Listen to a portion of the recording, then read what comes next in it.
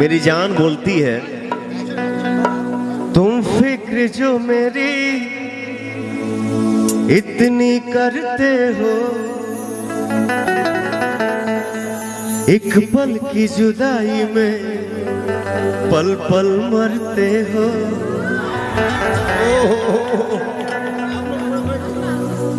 आप सबका जान वहां पे पवन बोलता है, जादू भरल अखिया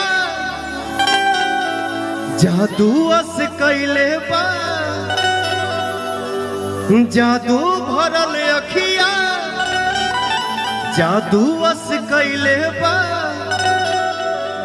जन्मों से ज्यादा तोहके हम माने लगनी,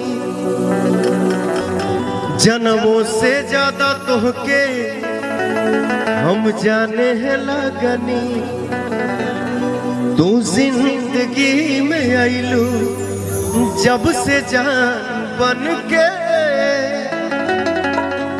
तू जिंदगी में जब से आइलू जान बन के, भगवान के माने लगनी, भगवान के माने लगनी।